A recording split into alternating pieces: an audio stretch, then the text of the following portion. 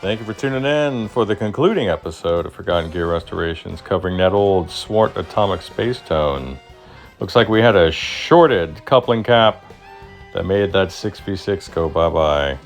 We got that taken care of. Let's get some sound samples out of her. As always, don't forget to like and subscribe. Bye.